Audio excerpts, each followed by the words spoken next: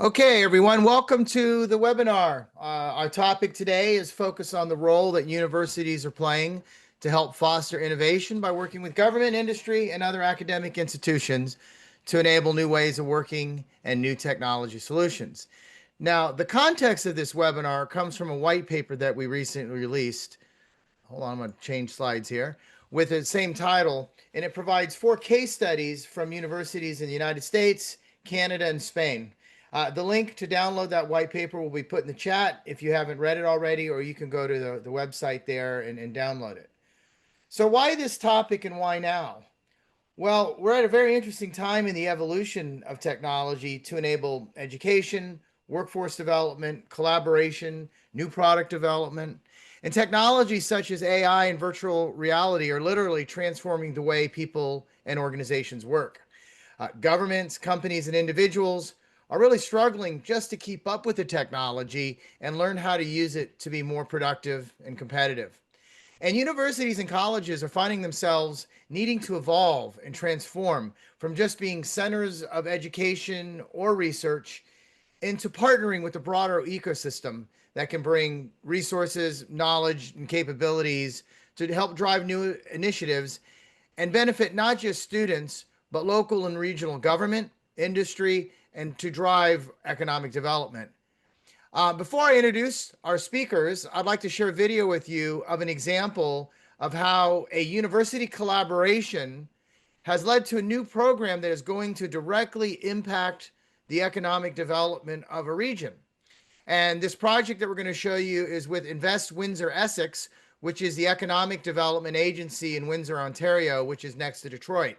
Now, they recently got a $4 million grant to build a new training program for a company called Nexstar Energy that's a joint venture between LG and Stellantis. This was the result of shared infrastructure that was installed at McMaster University a few years ago. The Economic Development Agency and the manufacturers visited the shared space as they were thinking about how to train workers more efficiently in a new factory that they were building.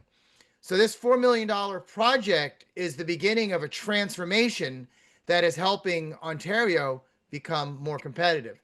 So I'm going to show you the first video is of the infrastructure, the shared immersive lab at McMaster University. So I've been working with McMaster Automotive alongside our industry partner Cubic Transportation Systems on developing virtual reality simulations for the smart mobility sector. And as part of that, we've been creating simulations of things like station gates, vending machines, validators, and testing and developing the travelers, the commuters' experience in a transit station. Traditionally, when you're presenting a product, you would most likely use PowerPoint, right? But now we can actually involve every single team member into this VR world. Whether it's deployed to the headset or to the desktop, they can actually be there in 3D space, looking at a product from multiple angles and giving us their critiques. Our new partnership with Virtualware has made it a lot more easy, a lot faster to design things in VR. So for example, we've had 2 students come on board in the past month, and what they've been able to do in 1 week before our partnership with Virtualware, before this new VR suite, it would have taken me 2 months to do. So the whole process has become a lot more streamlined. Okay, now fast forward 2.5 years to the new project, which is actually the training center at Invest Windsor Essex.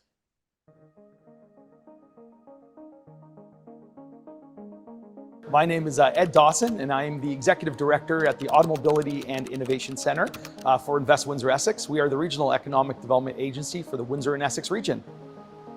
Windsor Essex has always been known as the automotive capital of Canada. So we started a journey many years ago to transition to what is known as the automobility capital of Canada. And that was supporting companies working on advanced technologies in the connected autonomous vehicle sector and looking at ways to move towards electrification, next types of vehicle propulsion to help in what's coming down the line. We developed a VR cave, and we realized that training would be one of those key pivotal areas that VR and virtual reality would allow us to take it to the next level.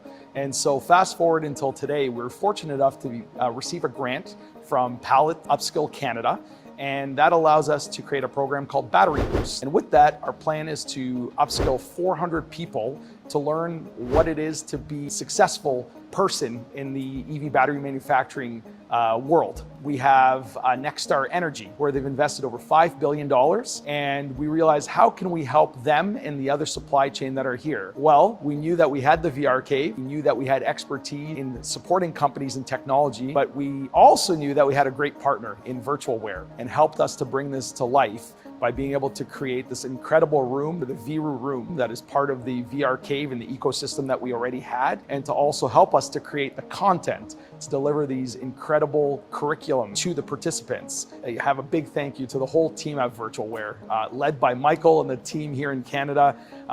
Anna and Marco have been here endless amounts of hours to bring this VR room to life, and all the work that's happening behind the scenes with the other teams for the content creation. And I know that this is just another step forward in our relationship and our journey together. And I can't wait to do more and to continue the journey of virtual and augmented reality training, and to showcase all the amazing things that Virtualware has to offer and that we now have to offer at the Invest Windsor Essex Automobility Innovation Center. So thank you.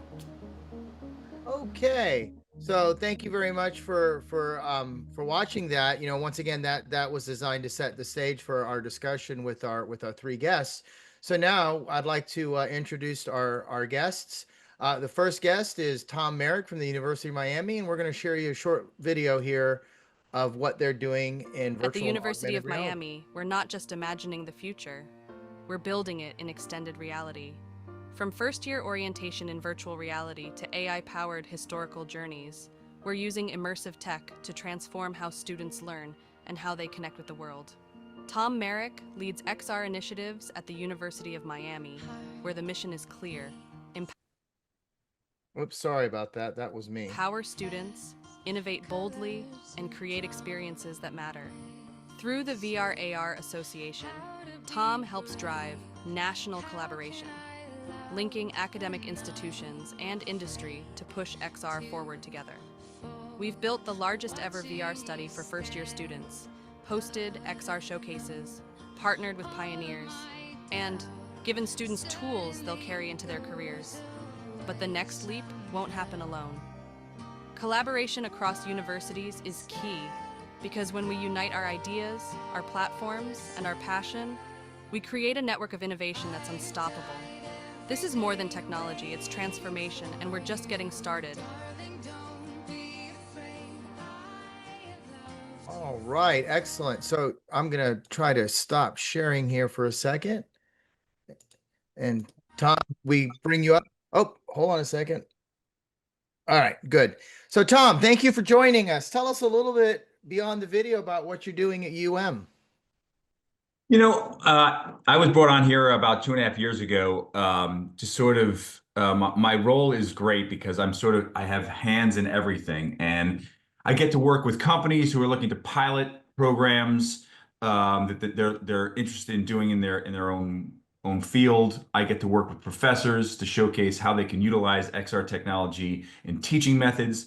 I also get to work with professors who are looking to create their own applications, be it for research, be it for commercial applications. And I work with students, which is one of my passions. So it's one of the things at University of Miami, and we really have a great ecosystem. We have support of, you know, the provost's office, the president's office, which has been really, really helpful.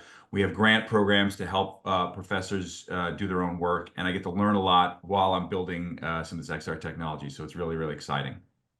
Yeah, man, you've got a, you know, not only do you have an exciting role at a really recognized institution, you get to live in Miami. How about that?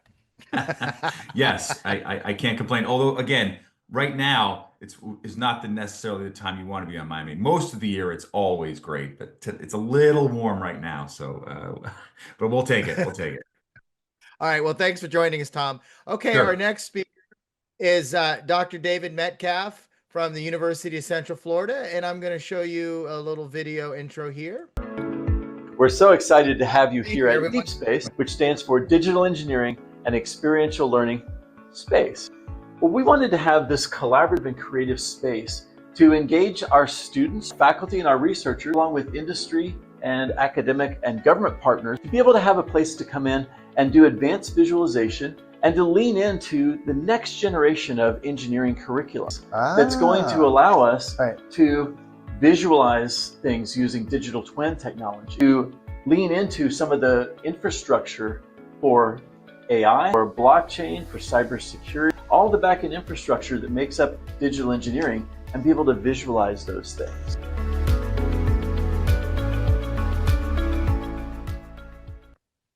Okay, and then before I turn it over to David, actually, I am going to turn it over to David. I'm not going to stop sharing the screen, but I wanted to bring this architecture diagram or this functional diagram up while David introduces himself. So David, over to you. Yeah, thanks. So it's something to be here with you too. We've really enjoyed our partnership and the potential for the partnering that can be done across multiple universities, also with our corporate partners, and of course with the military industrial complex, which is so important to the Orlando community. That's something I know we'll talk about a little bit later too, but really UCF, University of Central Florida, and our Institute for Simulation Training sits at the epicenter of the modeling and simulation community and training community, which represents about $8 billion per year in our little quarter-mile research park, where each branch of service has their particular workforce and their particular command for modeling and simulation training. And with that being the case too, there's a huge need for a workforce. And that workforce oftentimes comes from UCF as well as our other state schools. But sitting at that epicenter, having deep space, which stands for, again, for digital engineering and experiential prototyping space, we're really touching the next generation of skills. Things like advanced systems integration and being able to visualize that with digital twins, with VR and AR technology, and also tying it into the next generation of backend systems that support these. We like to use the easy acronym ABC: AI, blockchain, and cybersecurity, post-quantum cybersecurity. Those are some of the next generation job skills we're trying to teach our students. And tools like what Veru has set up and the Virtualware rooms that we have are a good example of that collaboration across multiple zones of impact, multiple industries, multiple majors, all working in a transdisciplinary approach where we cross the lines of those different academic disciplines or even job roles within a company to really teach that teamwork. Having a collaborative space online to do that has been really good for us, especially in our Department of Energy and Department of Defense work. All right, so thank you very much, David. And David, what's your role at the university? How would you describe your role? Yeah, I work at the Institute for Simulation Training, and I run a laboratory called METAL, stands for Mixed Emerging Technology Integration Lab. And we're one of many labs at the Institute, but we are sometimes seen as a systems integration or advanced next generation systems integration lab across all of those mixed technologies.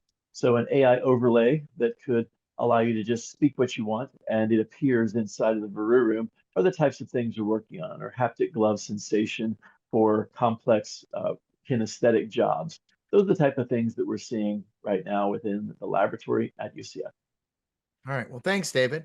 Okay, now last but definitely not least, Scott Miller from Ohio University, and I am going to also, I'm not stopping sharing, so it should work. So here we go. Hi everybody, I'm Scott Miller. I'm the Associate Dean for Industry Partnerships with the Russ College of Engineering at Ohio University.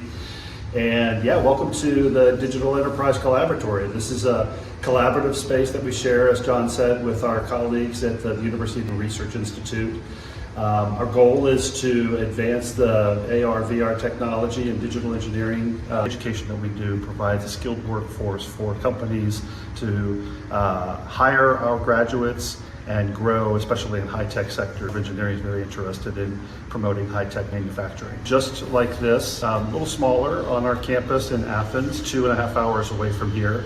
And we're looking at using this as a collaborative space. So our students at our university in Athens can collaborate with our students here at the University of Dayton and work together on design, manufacturing, and manufacturability studies.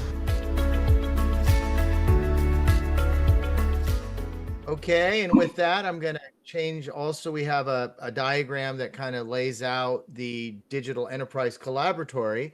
And Scott, tell us a little bit more about this and your role at the university. Sure. Thanks, John, and thank you to Virtualware and the AR/VR Association for pulling this together. Appreciate being here.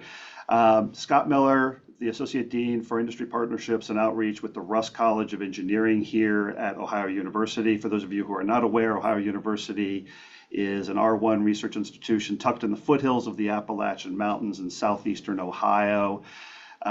Southeast Ohio is Appalachian. This region is about 32 county region. Traditionally, the economy here has been based on resource extraction. So everything you can think of has been taken out of the hills here for benefit to other places, and there's been a disinvestment in this region. What we're trying to do here at Ohio University is use the university's resources for the benefit, for the economic benefit of the communities and the people of the Appalachia, Ohio region and the Central Ohio region more broad, Central Appalachian region more broadly. Our work here with Viru and Virtualware and other partners is really in line with some of the major economic development efforts that are going on in the state. We've got some big folks, big projects that are locating kind of not in the Appalachian region, but as I always say, right on the footstep of the Appalachian region. We're trying to draw that high tech capability down into this region. But as I said, our communities are not necessarily, it's not metropolitan, it's very rural. And we're trying to change the mindset with these technologies and with this capability to try to change the workforce mindset and to encourage folks, students who are in the high school and community college level to lean into technology related jobs. And so this work that we're engaged in here, the creation of the Digital Enterprise Collaboratory, new curricular pathways that I'll talk about later on in the webinar, coupled with our research, are really trying to transform the mindset and trying to prepare Southeast Ohio to take advantage of all of these technologies that Tom and David have already talked about. Yeah, and Scott, you've been at Ohio University a couple of years, right? Yeah, more years than I'd like to admit on this webinar, John. Well, the reason I say that is because you've seen the evolution of technology for the past 25 plus years. You know, and we were talking about digital engineering and how the whole way we teach engineering is changing with these digital tools. Yeah, so I'll lead into that just a little bit and say thank you for that prompt. We are in the process through these initiatives. We've through the strategic planning with the college and at the university level. We've got new leadership, deans, vice presidents, all the way up to the provost and president in the last 3 years. There's an increased interest in economic development as a major focus of the university, as I mentioned, and there's a transformation occurring within the college, within our curriculum, to embed digital design, digital modeling, simulation, test evaluation capabilities into our curriculum. Of course, it's always been a part of what we do, but we're being more intentional about those upgrades, lab upgrades, and as I mentioned, AI, cybersecurity, and other curricular pathways within the college. All right. Well, thanks a lot, Scott. So I'm going to stop sharing here. And again, in that white paper, the case studies are all laid out, how they're using it in a lot more detail. But what we want to do for the remainder of this webinar is really have a discussion, right? Have a discussion around this whole topic of how our universities really driving ecosystem development and economic development. So it's going to be less about the technology, more about that. So I'm going to throw some questions out. I'm going to ask each of these gentlemen a question and a group question. And then at about 12:50, we should be kind of wrapping up, or 12:45 wrapping up and taking some of your questions. So first of all, Tom, You wrote the foreword to the white paper and you shared how the University of Miami is experiencing firsthand how the convergence of AI and XR and other technologies are bringing benefits to your students, faculty, and ecosystem. Can you share some specifics around that? Sure. Thanks again. So, at the University of Miami, we're seeing convergence of AI, XR, and emerging technologies deliver real, measurable impact across our ecosystem. So, examples with UHealth, which is, the 500-pound gorilla at our university. The university is we're using VR and AI to enhance medical training and patient care. Our med students are engaging with virtual patients to practice clinical decision making.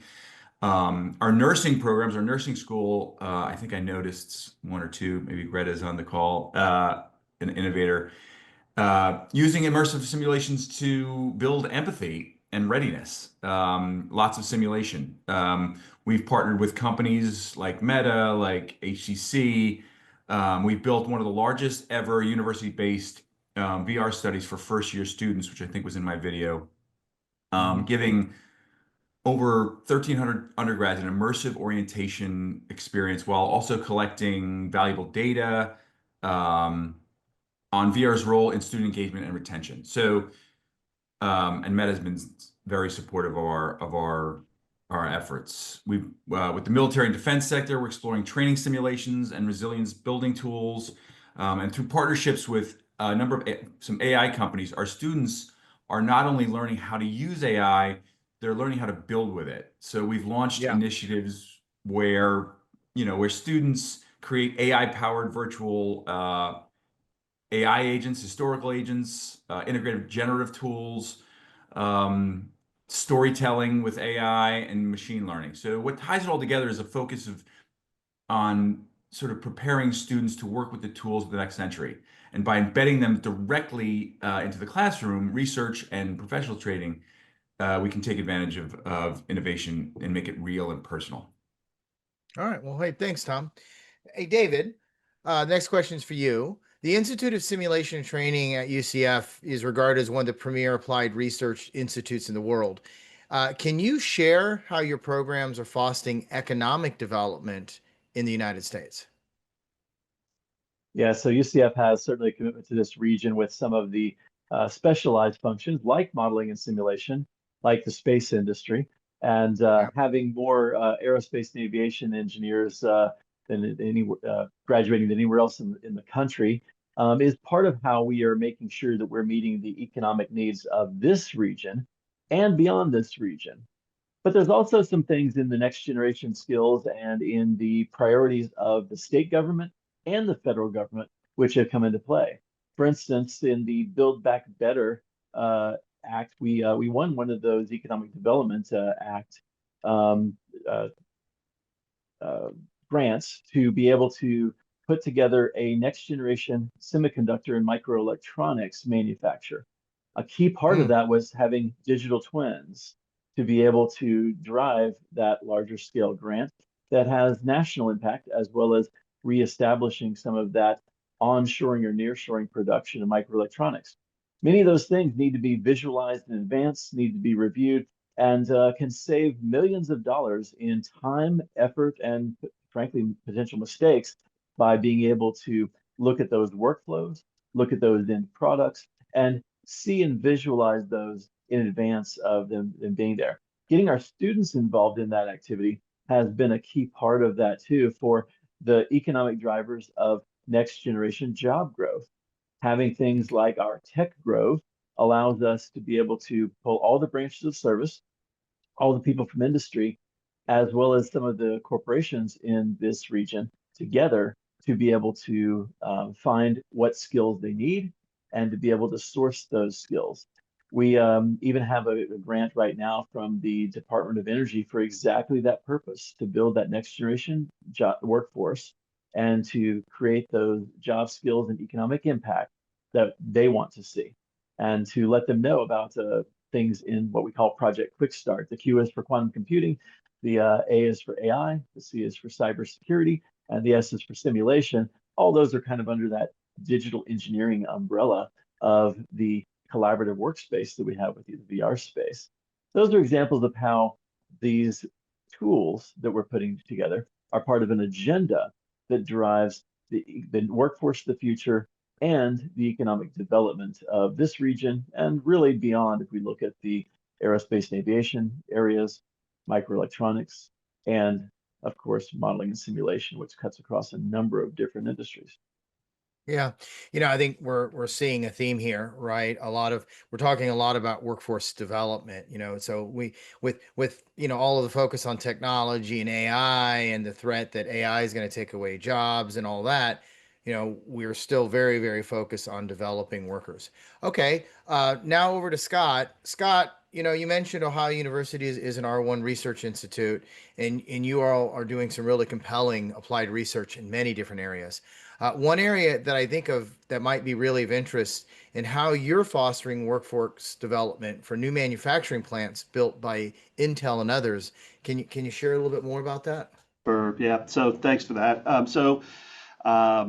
Here in Ohio, we have a very unique economic development engine. About 10 years ago, we privatized our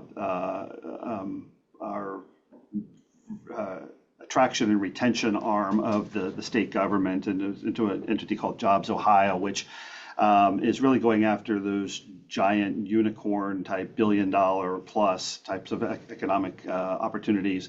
As we saw during the pandemic, the semiconductor shortage and affected just about everything.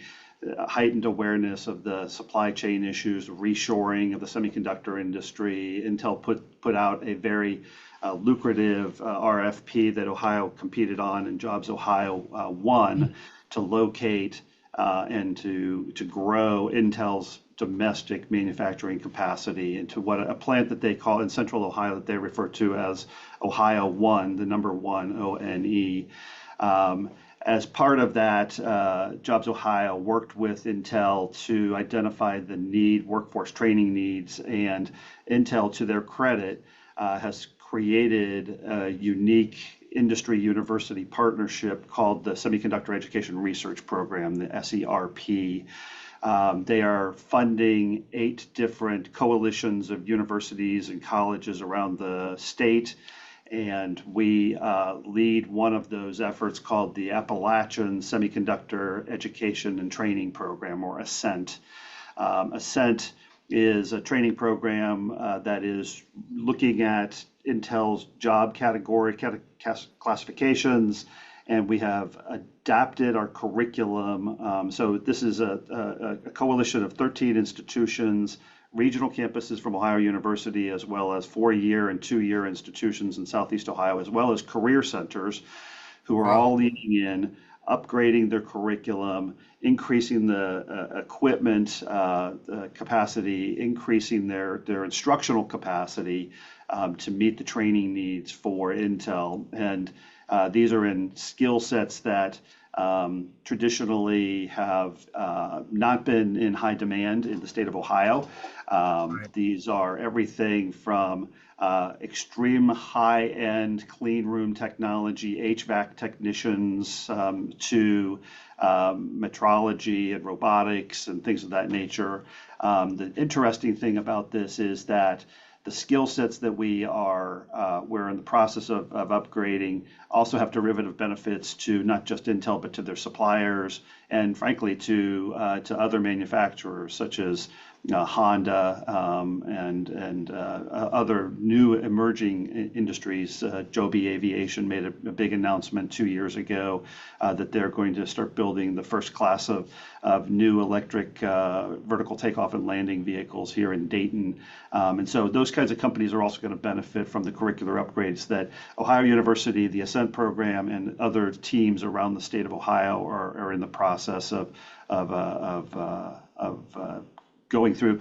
So just very quickly about Ascent, we're, as I said, 13 different universities. We're working on about 36 different transfer modules between those institutions. So students in this region can go from a career center to a 1-year certificate that can be stacked to a 2-year associate degree that can be stacked to a 4-year degree. And so we're really trying to break down the barriers for students to access these career fields. Again, as I said in my opening comments, this is all trying to prepare the workforce for the eventual suppliers and others that will move their way into the Appalachian region. Yeah, and it's interesting because, you know, every time I kind of look at the news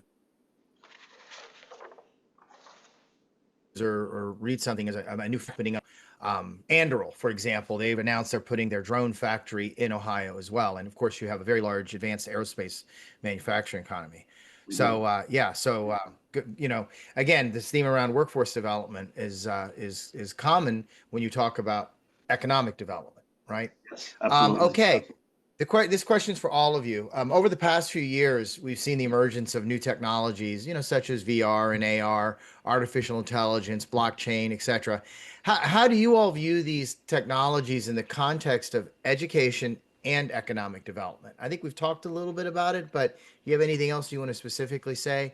Go ahead and I guess respond. it's so from an education, I mean, they're catalysts, right? I say simply they're tools that allow us to, from an education perspective, allow us to immerse students in experiences that would otherwise be inaccessible. And the, you know, with the computing power getting better, the processing speeds getting faster, fidelity getting better, the experiences are getting that much more impactful. And whether it's simulating surgeries, stepping into historical environments, or interacting with AI-powered agents or mentors, I think we're preparing students to be fluent in the technology that will define the future of nearly every industry. And I say that across the board, right? Because we're doing this across all industries.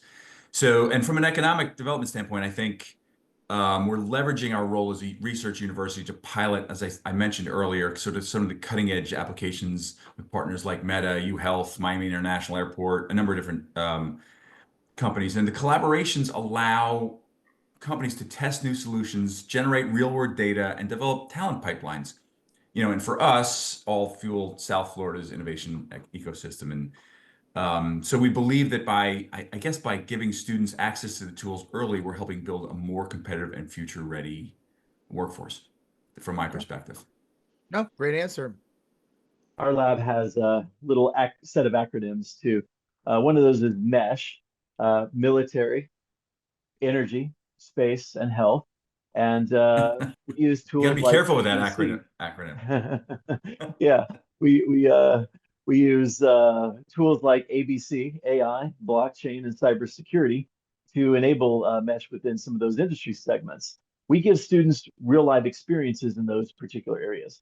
And one of the common things about that in a place like the Institute for Simulation and Training is that we have the chance to give students experiences that would otherwise maybe be dangerous or make the invisible visible. And that's some of what these technologies are really good for. So, for example, working in clean room environments with radiological element, having the ability to go in and build advanced simulations of war games or disaster recovery, working on that right now with wildfires out west for Navy and for federal wildlife management. And those are types of things that students are getting to participate in and getting to do in a safe way. And also with collaborative decision making using these online tools. One of the things that we've tried to showcase to our students is it's not about the shiny object of these new technologies. That might get you in the door. But what really makes them attractive is when there is an operational, a clinical, or a business outcome. Having some of these technologies that produce 20 to 30% better decision making in things like breast imaging and having 3D versus 2D. In things like complex weather for pilots, we do a lot of aviation STEM outreach because of our aviation and avionics engineers.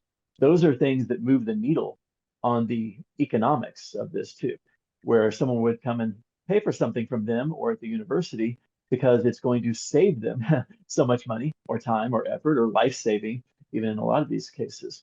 And that's where we try and look at the actual impact of this technology and then see where we're doing things like speeding up the work processes by 10 to 100 times. I know that doesn't sound possible or feasible because you think about it being more complex to put these AR and VR scenes together. But we've been using tools that just allow you to use natural language processing to speak what you want. You say, I need an F-35. 22 seconds later, you have a working 3D model that's placed automatically into a scene, either on VR, AR. We got a holographic table with no glasses. Those are the types of things that students wouldn't have thought were possible. Industry definitely doesn't think is possible. And then when they see it happen right before their eyes, it changes things. It not only changes the cost economics, but it changes the art of the possible of what you can do.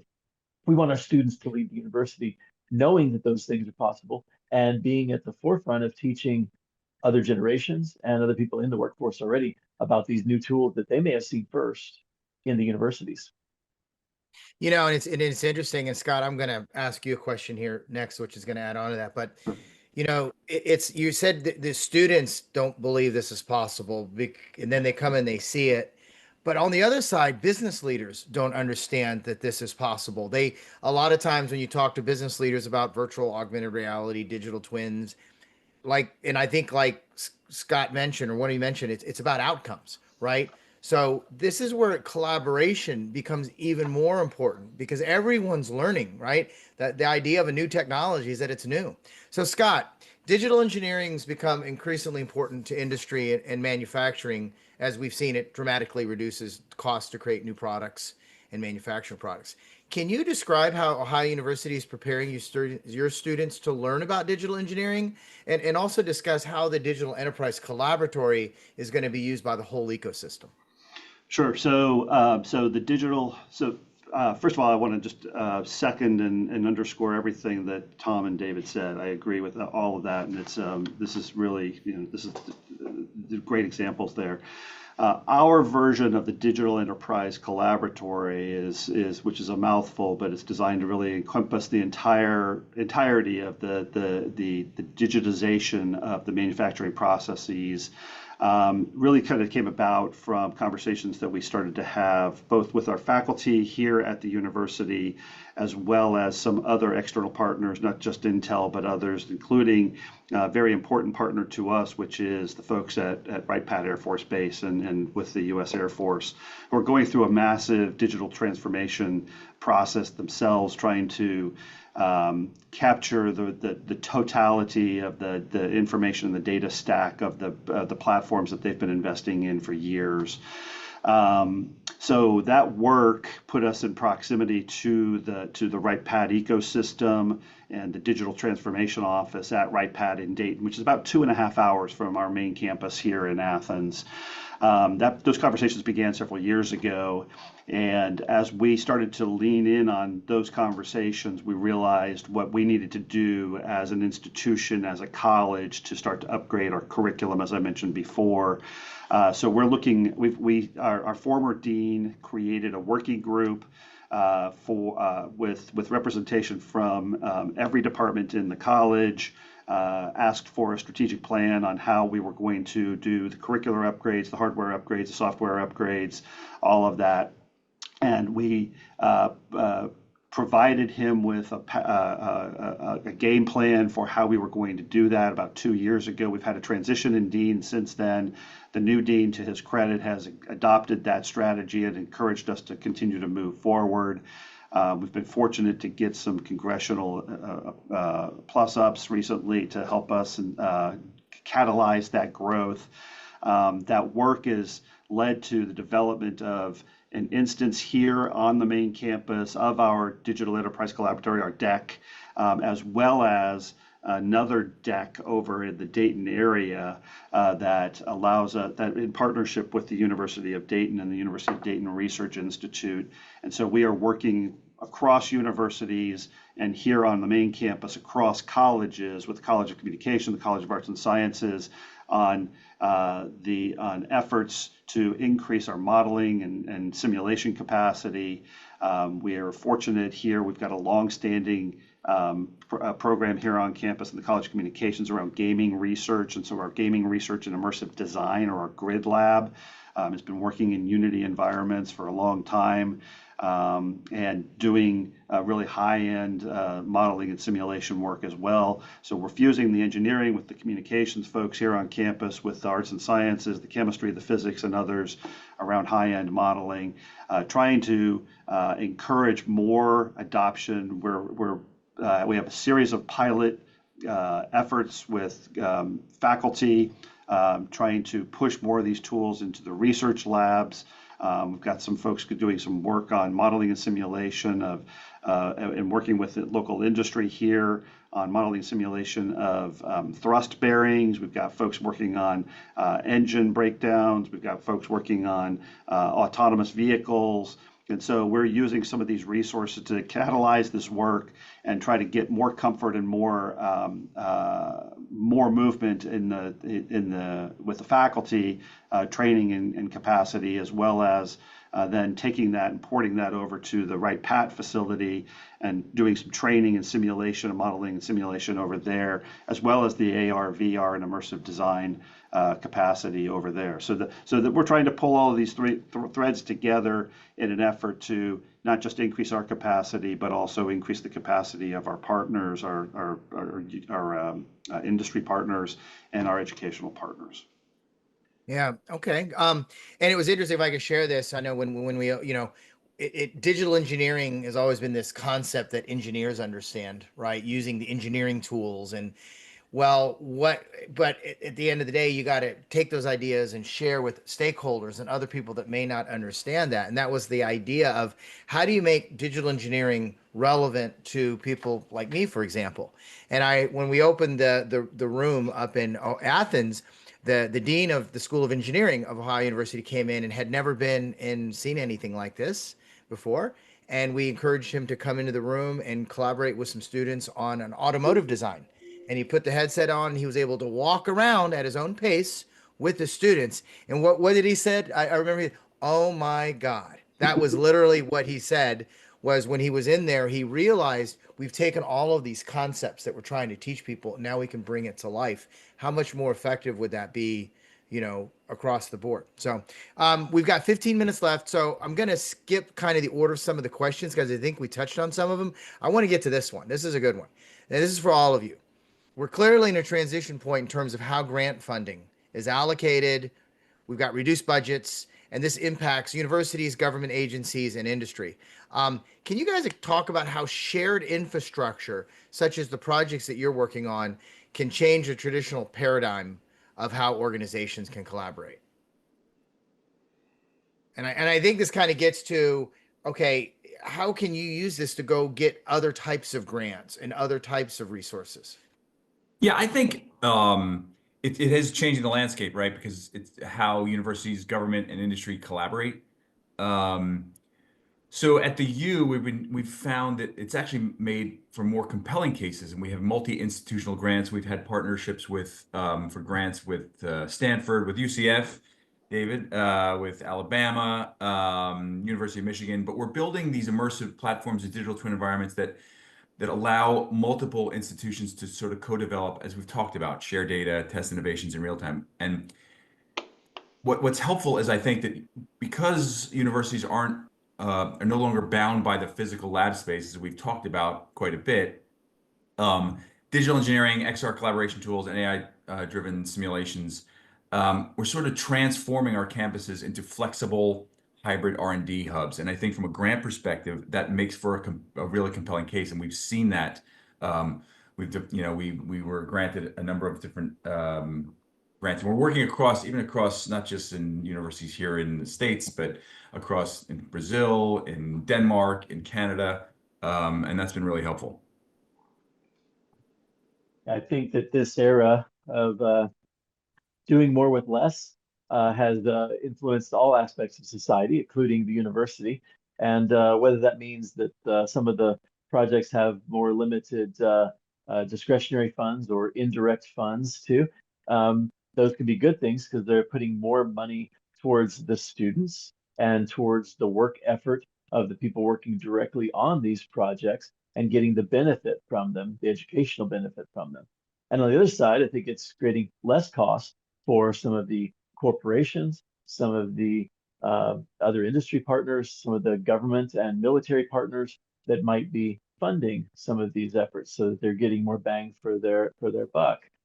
But where I love seeing the seams of collaboration, where we have a colonel working shoulder to shoulder with a student and an experience they wouldn't get. We have someone from industry or someone from Virtualware that's working alongside the project. We almost become a sort of Switzerland or a neutral zone for groups that may not always be able to work together, but in a public nonprofit university, everybody can come together and for whether it's for the good of the students, for the good of a program of national interest, or something that's compelling, but could be, in the case of using AR and VR, dangerous or not easily seen, that you can have that collaborative decision making. You can have that working together in a transdisciplinary team across industry, across government, across nonprofit, across academia, and bring those people together. That's some of the new world of work that I think we're all seeing in trying to do more with less and figuring out how that efficiency is something for our next generation workforce, our students, in that economic impact. Yeah, and I just wanted to add to that as well. I think that the efficiencies and all of those things are absolutely essential here. Just from where I sit, as I've mentioned, in kind of Appalachia, rural Ohio, these sorts of technologies allow us to break down geographies. You know, we kind of overuse the words game changing and things of that nature, but this really is transformative technology. For my students here at Ohio University to be sitting in our deck, our virtual reality lab here, and to be interfacing with students at UD or University of Miami, Central Florida, Stanford, other places, that is game changing for us, for our students, and the opportunities that it presents. Really, and then lay on obviously that the work is very applied, it is very practical, it is helping to solve real world problems. All those things are exactly what we should be doing more of as institutions of higher education. Hey, Scott, I'm sorry, just jumping in. Scott, you raised such a good point in terms of like what the collaboration can do. I think from a microcosm perspective, what we've noticed, universities tend to work in silos. So like there are schools and within the unit, right? And so this technology, VR, has brought schools together, right? I mentioned one we did with the communication school, with medicine, and with nursing. So people are starting to recognize now, make that bigger, make it larger. Like collaboration is a fundamental component of what makes these technologies so powerful. Well, and Tom, if I could just take that one more step. I mean, we're human animals. We're social animals. We like to collaborate. We want to work together. So to use this technology to break down those geographic barriers, and also the barriers of the technology. If the easier this gets to use, and this is why, and John did not pay me to say this, but having VR rooms and having these kind of collaborative spaces really will enable different forms of collaboration that I think will really help our students and help our educational enterprise. So now, one of the things that we didn't get into, and there's a couple of questions I've been trying to answer those on the side to get to those, but it kind of gets back to resources, right? Resources, grants. How can organizations get more involved? And again, I think it starts with if you can demonstrate that you've got capabilities to collaborate. That right now moves you to the head of the line to raise your hand to local, state, federal, and say, hey, we've got this capability. We want to do something. And I showed that example of McMaster at the beginning, right? They had no idea what the potential was for that space. They knew they needed to do something. They did it. They invited all the economic development agencies in the region, mayors, and then an idea came out. Wow, we got to train 400 new workers for a factory that isn't even built yet. So right there, that grant funding came as a result of them convincing the skills organization that they could actually execute this. Tom, can you share? There's one of the projects you've been working on, which I think is of interest. Can you share that with NOAA? Because that's very Oh, interesting. sure. Okay. One of the major initiatives is our collaboration with NOAA. So, for those who don't know, NOAA is the National Oceanic and Atmospheric Association, where we've been awarded funding to support climate forecasting and coral reef restoration. We're using AI and digital twin models to simulate ocean conditions, monitor reef health, and predict the impact of climate change scenarios. So, the tools not only support environmental resilience, but also protect key economic drivers for our region. So in our region, areas like tourism, fisheries, and coastal infrastructure. So that's been sort of a really exciting endeavor that we've had with NOAA. Yeah, and and you're able to use virtual and augmented reality to help people experience what the impact might be, or see the data. Yeah, but well, both of those things, right? The data is going to be key. We have one program where they can we have a restore reef program where they can literally put a virtual headset on and go through the process of building coral, embedding corals into the reefs in Biscayne Bay, and that's literally what's happening in Biscayne Bay. So even if you're not a scuba diver or you're not a scientist, you can experience that firsthand. Yep. One of the questions that we had from the audience was around highly immersive visualization takes considerable compute power, and we need to move to more pragmatic haptics. I think this kind of goes into the topic area of there's always a trade-off between everybody wants completely perfect human fidelity, right? But there's a trade-off for that, and it's a cost trade-off. You guys want to kind of comment on that? I'll say something about that. I've been incredibly surprised by the reduction in human effort that compute, which is tokenized and has a cost to it. When you look at the economics of that too, that trade-off, the balance of power is very much in favor of using these tools and using some of that compute and being surprised when we get Hollywood quality output for the equivalent of the human labor being about $7 or $8, and the cost of the tokens being about 25 to 29 cents. And you've got a 3 to 5 second scene, or you've got a very good industrial quality 3D model out of that level of effort, sometimes even less than that. You start to have economics that you wouldn't touch for less than a few $100s for that same effort if you were applying just the kind of older model, no AI, and less use of the AR, VR automation technologies that we're doing now. And what I love is the fact that we have, UCF is a Spanish serving institution. It's one of the least expensive schools to go to in the nation. And a lot of our students, every bit as smart as some of the students I've worked with at Stanford, Wharton, other places, but haven't maybe had all the same opportunities. We're giving them opportunities to learn some of these skills, learn to use some of these tools that might be their entry into the job market for that unique capability, like what Virtualware represents, like what the various rooms that we have, as well as the collaboration. I was so glad to get the invitation to come today and to meet you gentlemen as well too, and hear about the great work that you're doing, all in the same name of advanced technology for education.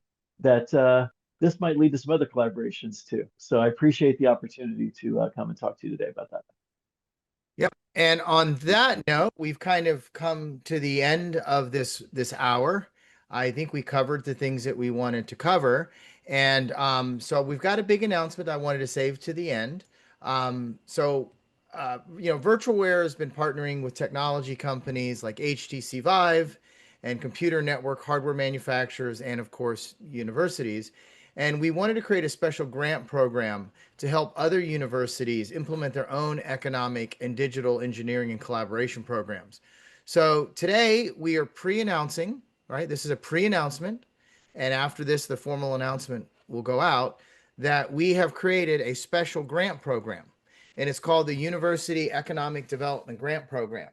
And what this program is designed to do is to provide eligible universities, and eligible would be being a recognized research institute, because we're kind of looking for organizations that have not just academic, but also research, so that you can really bring all of those elements we talked about together, and to help those universities with infrastructure, software, services, content, and then also to be able to open up doors to collaborate with other institutions. And so there's a QR code on this page. You can go to that link there. It's also will be on the Virtualware website. And if those of you that registered for this event, you'll get a follow-up email with the link in it. So I'm really, Scott, Tom, David, all of the stuff that we've been doing over the past year is really kind of driven to this program. And I think if we can do this, we can get a lot more institutions involved, and get government agencies and economic development agencies, and really try to drive this whole idea of transforming the role that the university plays in economic development. Okay. And that was really, I'm going to stop sharing here. Boop. So, again, thank you all very much for participating in this webinar and for the work that you're doing. And anybody got any closing comments? And then we'll wrap up.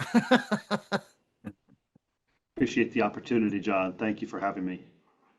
And I know one other comment, David. The deep space, your deep space is a little different than what Scott's doing. Deep space is really open to your local community to use, right? You want to talk about that real quick? Correct. Yeah, through our Tech Grove, which is our name for our dual use and commercialization efforts that each of the military branches contribute to, including Space Force, Army, Navy, Air Force, Marines, and Coast Guard. We have the ability for them to use some of these resources and to look at that collaboration, not just with universities. We're eager to explore that with you guys today, too. So between Ohio and between Miami, who we partner with a number of times on things, but also to reach that out to our community. And because of the collaborative nature of the VR, other communities too, that might have a need for that industry, government, nonprofit, and academic partnering. Okay, well, if any of you are interested in finding ways to take advantage of that, please reach out to myself or David, and we'll post the information later. Again, thank you, everyone, and thank you for joining out there in the audience. Have a good day. Thanks so much. Thank you. Thanks, everybody. Nice to work with you guys. Look forward to doing more. Same. Take care.